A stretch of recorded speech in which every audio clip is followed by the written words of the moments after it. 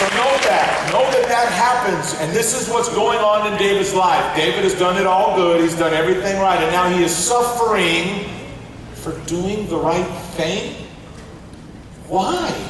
Why would he suffer for doing the right thing? Why would God allow this to happen in his life? He just did the most amazing thing that no one had ever seen. Everyone saw the giant 80 times, 2 times a day for 40 days. This giant threatens everyone. Everyone is scared to death. And this 18-year-old boy says, dude, I'll do this. He runs to the giant, knocks him, kills him, all of that. And now he suffers. If you're going to take the walk of a champion, if you're going to allow God to use you, you have to understand this. Let me show you this first picture. The toughest part about being a champion, the toughest part about taking this path, is you play to win. And when you play to win and you go all in, and you give everything that you've got, you pour all your heart into trying to win. And it doesn't have to be athletics. You pour all your heart into setting a goal and being a valedictorian. You pour all your heart into being the first chair. You pour all your heart into being the drum major. You pour all your heart to getting all the AP classes. You pour everything into going into this college. You go all in. And it doesn't turn out the way you want it. Your heart hurts. See, this is why people don't go all in. People don't go all in because it hurts too much when you go all in and you make your dreams and you make your goals and it doesn't happen the way you wanted it to happen. This athlete right here put everything in. He gave all he had and he doesn't win. Truth number one that I want to share with you, for those of you that are taking notes, get out your cell phone and put them on your notebook, or like we've done in the past, go to the Holy Bible, the New Version, and you can look at it and it'll have all that for you. Truth number one that I want to share with you is this. All champions face tough times. Do not think and do not believe for 1 second that the minute you take the path of Christ, that it's going to be easy. It will not. It will not be easy. It will be difficult. You will swim against the current. A lot of times you will be in the minority. A lot of times people will make fun of you because you don't do what everybody else does. And a lot of times you will question your faith, and a lot of times you will question God because you do it all right and it still goes wrong. David struggled through that. See, here's what I will tell you, that success is very difficult to deal with. People who don't care for you hate your success. They hate it when you're successful because they're jealous of your success. And in their mind and in their heart, they think they should have your success. So they will do everything they can to sabotage your success. They will do everything they can to make sure you don't get it because they want it. So here comes David, he kills a giant. Here's the next thing I want you to know. After he's killed it, in a very unusual way, he becomes a prisoner to his own success. When you start doing some amazing things, give me an example, when you start making straight A's, I've seen pictures of people like that, I'm not that person.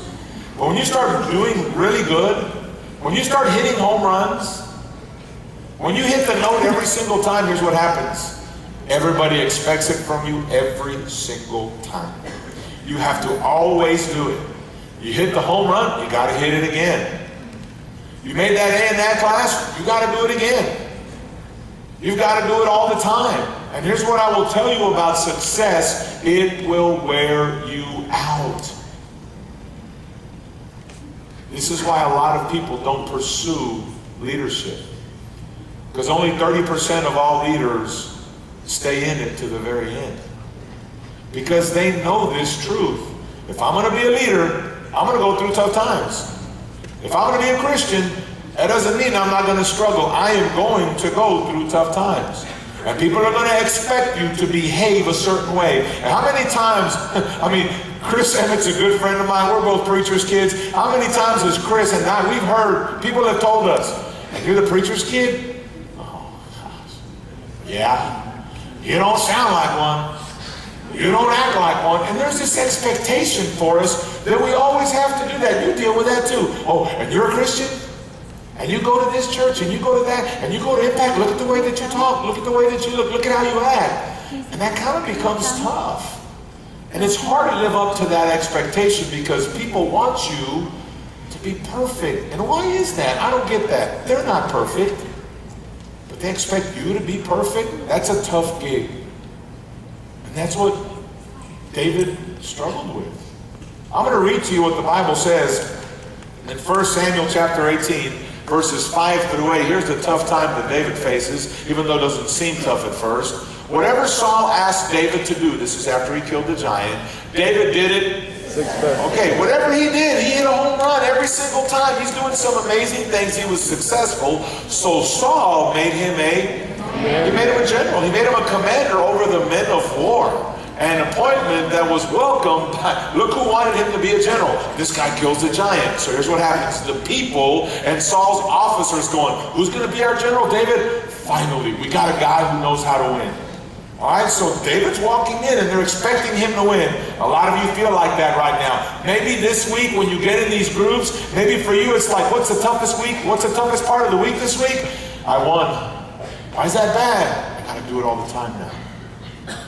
I do it every time. I can't get away from it. That's where David is. So you can relate to David. Look what it says in verse 6. When the victorious Israelite army was returning home after David had killed the Philistines, watch what happens. Women of all the towns of Israel came out to meet the king, King Saul. They sang and danced for joy with tambourines and cymbals. Watch what happens in verse 7. This was their song. Saul has killed thousands and David his 10,000. Uh-oh. Uh-oh. What's going on now?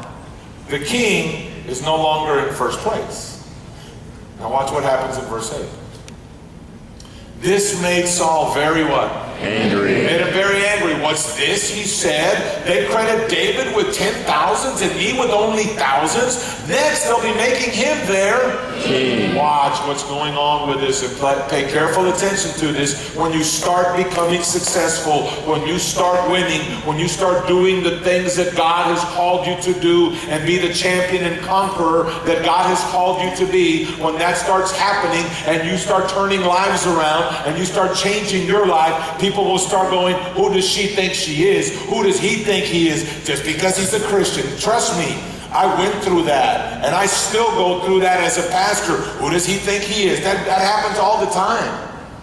You come up, you hear, you go, man, coach, you preach really well. If you only knew all the battles that I had to face because of this, the jealousy, the anger that starts happening because you start doing some wonderful things.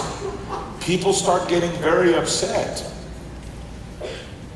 And all of a sudden, you start thinking this, because I will tell you, I've thought this. God, what's going on? Doing everything you're telling me to do. Doing everything right. Why am I being attacked? Why am I being attacked? I thought if I did everything right, everything would be perfect. Every one of you think that. That's not the walk of a champion. The champion knows there will be struggles. All right? So I want to show you this.